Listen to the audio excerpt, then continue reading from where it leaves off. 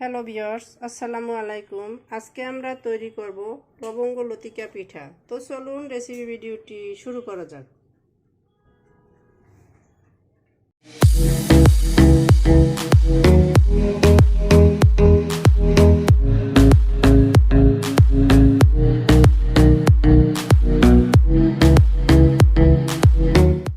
এটা তৈরি করার জন্য এখানে আমি মেজারমেন্ট কাপের 3 কাপ ময়দা নিয়ে নিয়েছি। এখন এর ভিতরে দিয়ে দিচ্ছি সয়াবিন তেল,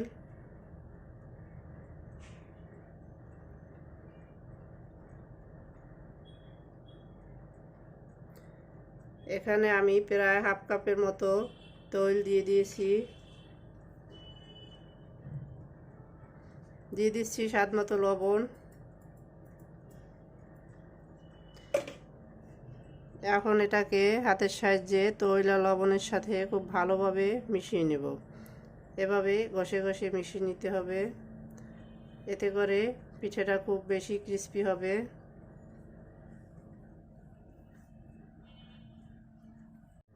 তৈল আর লবণ দিয়ে ময়দাটাকে ভালোভাবে ময়ান করে নিয়ে নিয়েছি। এখন অল্প অল্প পানি দিয়ে একটা ডো তৈরি করে নেব। পানিটা অল্প অল্প দিয়ে মেখে নিতে হবে। একত্রে দিলে আটার ডোটা সব বেশি নরম হয়ে গেলে পিঠাটা পারফেক্ট হবে না। তো আমি অল্প অল্প করে পানি দিয়ে এটাকে একটা সফট ডো তৈরি করে ফিরে আসছি। আমাদের ডোটা ম্যারিনেট করা হয়ে গেছে, দেখতেই পাচ্ছেন। এখন আমি এর উপরে সামান্য তেল মেখে দিচ্ছি, এতে করে এর উপর দিয়ে ড্রাই হবে না। আমি এটাকে রেস্টে রেখে দেবো 20 মিনিটের জন্য। একটা ঢাকনা দিয়ে রেখে দিচ্ছি। ফিরে আসছি 20 মিনিট পরে। ফিরে এলাম 20 মিনিট পরে। ঢাকনাটা তুলে নিচ্ছি, দেখতেই পাচ্ছেন আমাদের ডোটা পুরোপুরি সেট হয়ে আসছে। আমি এটাকে আরও কিছুক্ষণ মথে নিব। এরই মাঝে কিচেনে এসে আমি একটা প্যান বসিয়ে দিয়েছি, এর ভিতরে দিয়ে দিচ্ছি নারকেল। আমি এটা দিয়ে পিঠার পুর তৈরি করব। দিয়ে দিচ্ছি 2টা তেজপাতা ছিঁড়ে, কয়েক টুকরা দারুচিনি, 5-6টা এলাচ তেতো করে দিয়ে দিলাম।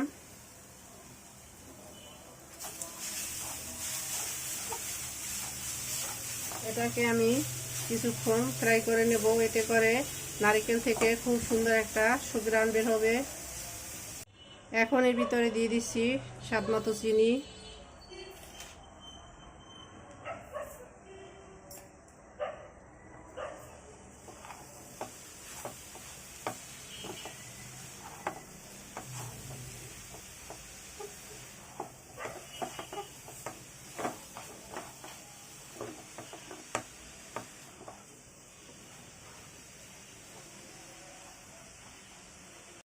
নেড়ে নেওয়ার এক পর্যায়ে দেখতেই পাচ্ছেন চিনি থেকে পানি ছেড়ে দিয়েছে। এখন আমি নেড়ে নেড়ে এই পানিটা শুকিয়ে নেব, চিনির পানিটা।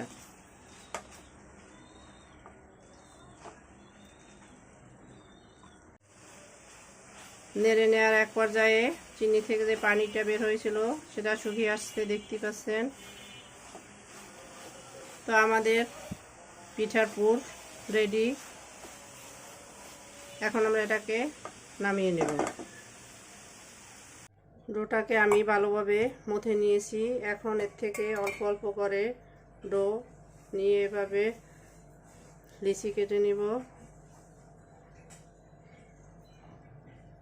এখন আমি এই লিচির উপরে সামান্য ময়দা দিয়ে এটা রুটি বেলে নিব। তো ফিরে আসছি এটা রুটি বেলে নেওয়ার পরে। আমি একটা রুটি বেলে নিয়েছি। এটা আমরা সাধারণত নর্মাল রুটির মতোই তৈরি করে নেই, একটু ছোটো আকারের তৈরি করেছি। পিঠাগুলো ছোট আকারের তৈরি করলে দেখতে ভালো লাগে। আপনারা আপনাদের রুচি মতো তৈরি করে নেবেন। এখন এর ভিতরে দিয়ে দিচ্ছি তৈরি করে রাখা নারকেলের পুর। পিঠার শেপ দিয়ে দিচ্ছি।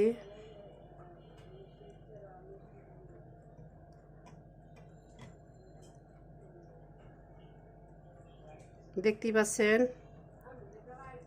এটা শেপ দেওয়া কতটা সহজ। এখন আমি এর উপরে একটা লবঙ্গ বসিয়ে দিব,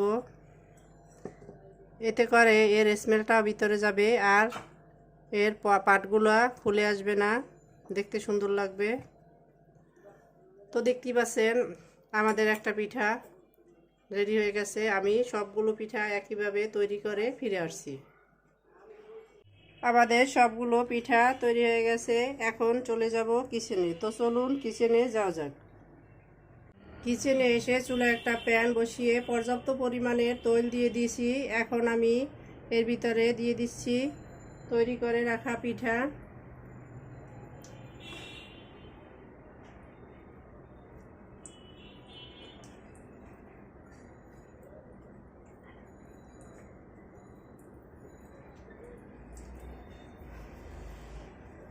আমি এখানে এক ব্যাচ পিঠা দিয়ে দিয়েছি। এখন অপেক্ষা করব এই পিঠাটার এক সাইড একটু টাইট হওয়ার জন্য। শক্ত হলে পরে এটাকে আমি উল্টে দিব। পিঠাগুলোকে এখন আমি উল্টে দিচ্ছি। দেখতেই পাচ্ছেন উল্টো সাইডটা হালকা ব্রাউন কালার এসেছে।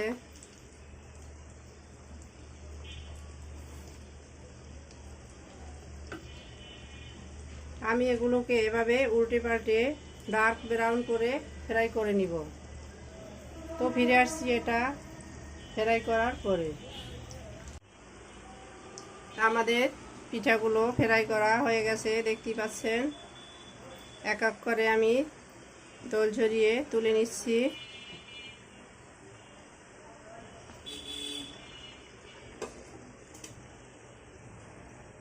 পিঠাগুলো তুলে নেওয়া হয়ে গেছে, দেখতে পাচ্ছেন।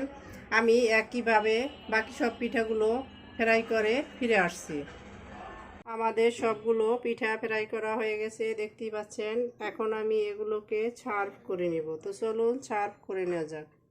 সার্ভ করে নিলাম আমরা আমাদের লবঙ্গ লতিকা পিঠা। দেখতেই পাচ্ছেন কতটা অসাধারণ হয়েছে। আমাদের রেসিপিটি ফলো করে আপনারাও তৈরি করে দেখবেন। কমেন্ট সেকশনে জানিয়ে দিবেন কেমন হয়েছিল আমাদের রেসিপি ভিডিওটি। লাইক, কমেন্ট, শেয়ার, সাবস্ক্রাইব করে আমাদের পাশে থাকবেন। আল্লাহ হাফেজ।